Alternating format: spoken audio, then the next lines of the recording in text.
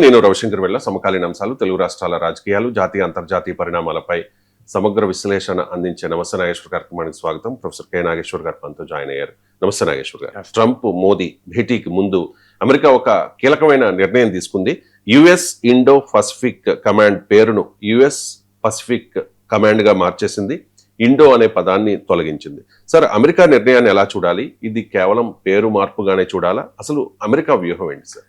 అంటే పేరు మార్చడం కూడా ఒక ఆప్టిక్స్, సింబాలిజం, ఒక సిగ్నలింగ్ అనేది ఉంటుంది. పేరు వట్టిగానే మార్చదు కదా. ఏదో ఇది రొటీన్ గా పేరు మార్చడమే కాదు. పీట్ ఎక్సిత్ ఎక్స్ లో కూడా చెప్పాడు. So in US Pacific has come back అని 1947 లో స్టార్ట్ అయిన కమాండ్ ఇది. అమెరికన్ వెస్ట్ కోస్ట్ నుంచి ఇండియా వెస్ట్ కోస్ట్ వరకు ఈ కమాండ్ ఏరియా ఆఫ్ రెస్పాన్సిబిలిటీ ఉంటుంది. అంటే ఇక్కడ మ్యారిటైమ్ రూట్, ట్రేడ్ రూట్స్ నుంచి మొదలుకొని ఈ ప్రాంతం మొత్తాన్ని ఒక కన్నేసి ఉంచడానికి ఉండే కమాండ్ పేరు ఇది. అంటే ఒక 36 కంట్రీస్ పైన ఇందులో ఉంటాయి. సో ఇది ఒక స్ట్రాటజిక్ సిగ్నలింగ్ అంటారు. అంటే ఒక వ్యూహాత్మక ప్రాధాన్యతల్లో వస్తున్న మార్పు. మీకు నిరుపమా రావ్ అని ఆమె ఇండియాస్ ఫారెన్ సెక్రటరీగా ఉండే, అమెరికాలో భారత రాయబారిగా కూడా పనిచేశారు. ఆమె ఎక్స్లో పోస్ట్ చేశారు. ఆమె రెగ్యులర్గా ఆమె అభిప్రాయాలు పోస్ట్ చేస్తుంటుంది. మీడియాలో కూడా ఆమె ఆర్టికల్స్ వస్తుంటాయి. ఆమె చెప్పింది ఏంటంటే దీన్ని ఐసోలేటెడ్ ఎగ్జాంపుల్గా మాత్రమే చూడకూడదు. అమెరికా ఇస్తున్న సంకేతాలను అన్నింటినీ కలిపి చూస్తే మనకు అర్థమవుతుంది దీని ఇంపార్టెన్స్ ఏంటి అని. ఏదొకటే కాదు. ఇప్పుడు India is a dead economy అన్నాడు. Pakistan I love you Pakistan అన్నాడు. చైనాతో ఘర్షణ పడదలుచుకోలేదు అన్నాడు. మేము చైనాతో డీరిస్కింగే తీసుకుంటున్నాం తప్ప డీకప్లింగ్ కాదు అన్నాడు. తైవాన్ విషయంలో చేతులెత్తేశాడు మొత్తానికి. ఈవెన్ బైడెన్ అడ్మినిస్ట్రేషన్ టైంలోనైనా ఉన్న వైఖరి కూడా లేదు. ఓపెన్గా చెప్పేశాడు, తైవాన్ ఒక చిన్న దేశం, చైనా చాలా బలమైన దేశం, మనం ఎక్కడో కొన్ని వేల కిలోమీటర్ల దూరంలో ఉన్నాం, ఇక్కడ నుంచి వెళ్ళి మనం తైవాన్ కాపాడలేము అని కూడా అనేశాడు. అంటే తైవాన్ విషయంలో ఇంత ఓపెన్గా చేతులెత్తేసిన president of the United States ఇప్పటివరకు లేదు చరిత్రలో. ఎందుకంటే అమెరికాకు అత్యంత కీలకమైన వ్యూహాత్మకమైన ఫ్రెండ్లీ కంట్రీ తైవాన్. అలాంటి తైవాన్ విషయంలో చైనా గట్టిగా ఉంటే చైనాకు లొంగిపోయాడు ట్రంప్. సో దానితో పాటు క్వాడ్, మీకు అమెరికా నాయకత్వంలో ఆ జపాన్, ఆస్ట్రేలియా, ఇండియాతో కలిసి చైనాకు ఎన్సర్కిల్ చేయడానికి ఒక కూటమిని 2007లో ప్రారంభించారు. చాలా ఏళ్ళు ఇది పెద్దగా ఇంపాక్ట్ చూపెట్టలేదు. కానీ మోడీ ప్రైమ్ మినిస్టర్ అయ్యాక 2017లో అమెరికాకు చాలా అనుకూలంగా ఇండియాస్ ఫారెన్ పాలసీ వెళ్ళిన సమయంలో ఇది మరింత యాక్టివేట్ అయింది.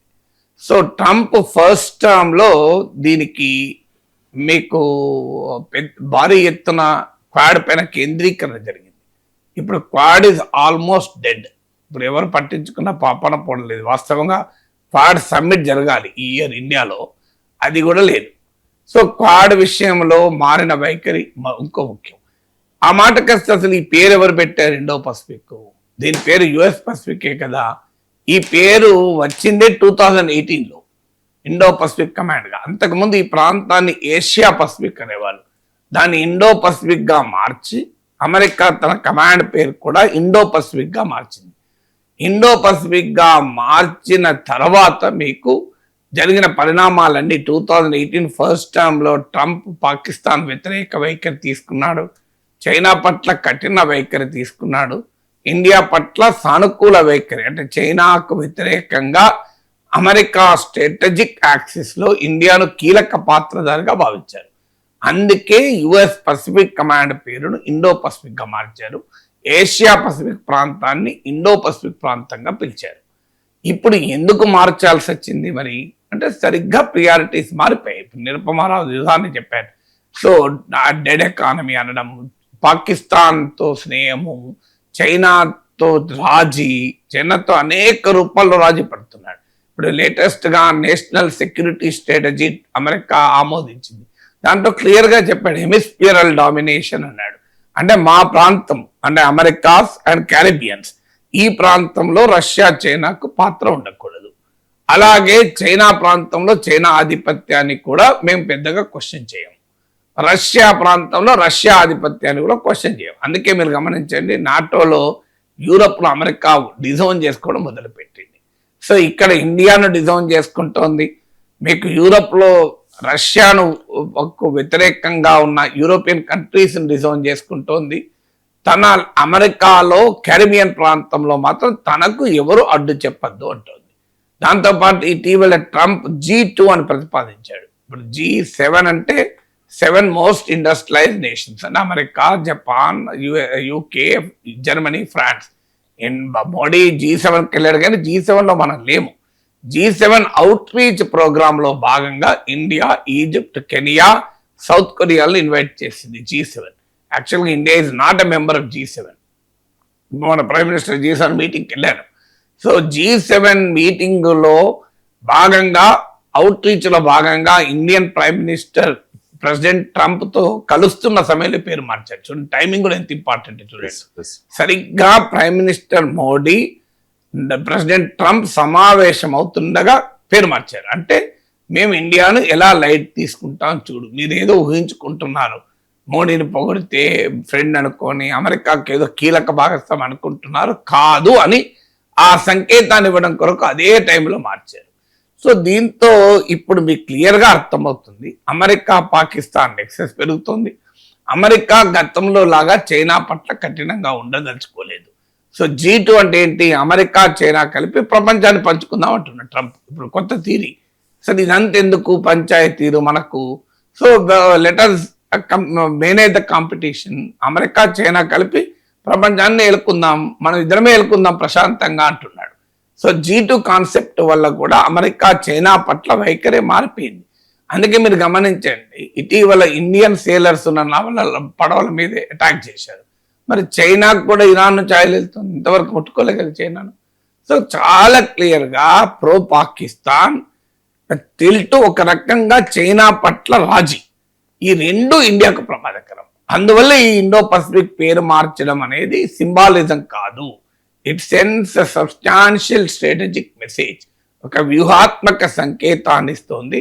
అమెరికా ప్రియారిటీస్లో ఇక ఇండియా లేదు. ఒకప్పుడు ఏం చెప్పారు, ఇది మీరు ఈ పసిఫిక్ ఓషన్, ఇండియన్ ఓషన్ ఈ రెండిట్లోను కలుపుతూ ఇది ఇండో పసిఫిక్ అంటున్నామని చెప్పారు. దాంతో పాటు మన ప్రైమ్ మినిస్టర్ కూడా ఏం చెప్పాడు, సింగపూర్లో శాంగ్రిలా డైలాగ్ అని జరిగింది. ఆ శాంగ్రిలా డైలాగ్లో మాట్లాడుతూ మన ప్రైమ్ మినిస్టర్ అన్నది ఏంటంటే, the changing of the name Indo Pacific అనే concept indicates the India central to the emerging architecture అన్నాడు. అంటే ఎమర్జ్ అవుతున్నటువంటి సెక్యూరిటీ ఆర్కిటెక్చర్లో ఇండియా కేంద్ర బిందువు అవుతుంది అనేది ఈ ఇండో పసిఫిక్ పేరు మార్చడం బట్టి తెలుస్తుంది అన్నారు. అంటే అర్థమేంటి, ఇప్పుడు మరి పేరు ఇండో పసిఫిక్ తీసేస్తే అర్థమేంటి? సో మోడీ భాషలో చెప్పాలి అంటే India is no longer a centre of emerging security architecture. ఇది మన ఫారిన్ పాలసీ విజయమా చెప్పండి? ఇండియా మోడీ చెప్పిండే కదా పేరు ఇండో పసిఫిక్ గా పెట్టినప్పుడు అన్న పేరు అన్న పాయింట్ ఇది. India is centre of emerging security architecture అన్న దానికి ఇది సంకేతము అన్నారు.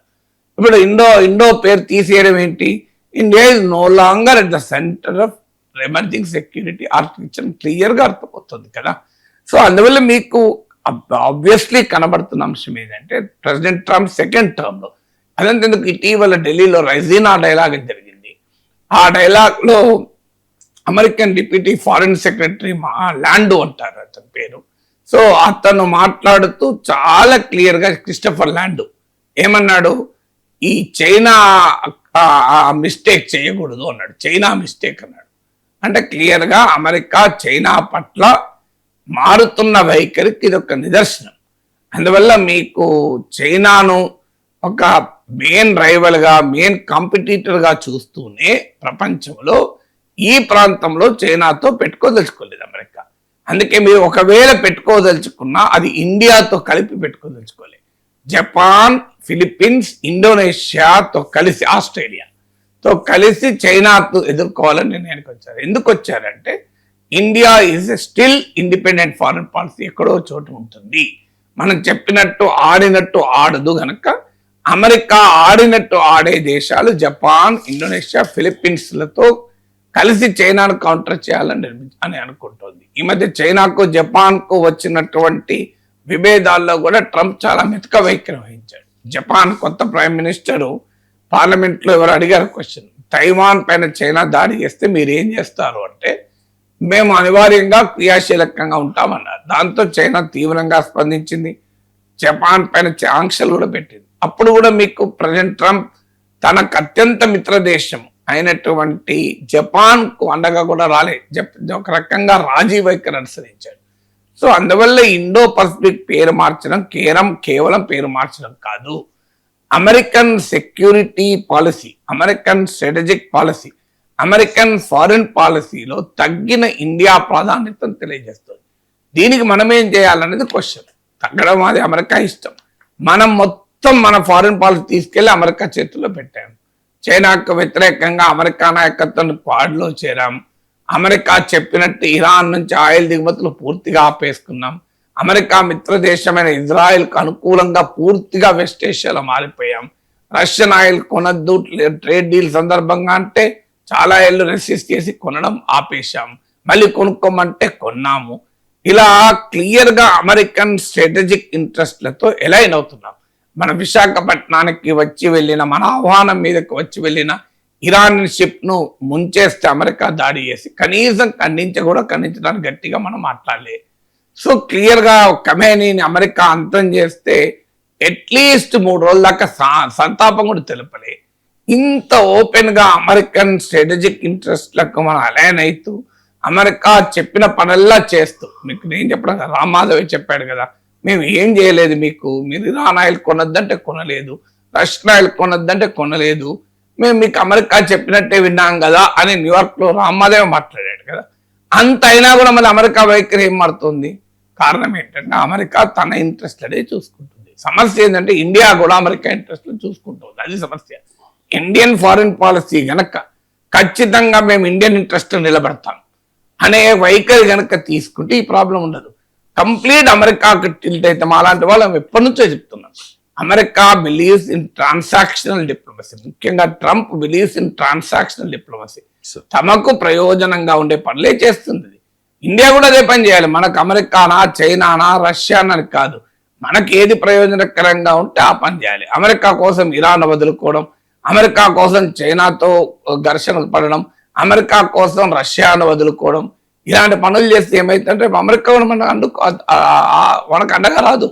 అది పోనీ వచ్చినా అర్థం ఉన్నది కనీసం. అలా అమెరికా కూడా అండగా రాదు దానికి ప్రూఫ్ కదా ఈ పేరు మార్చడం అనేది.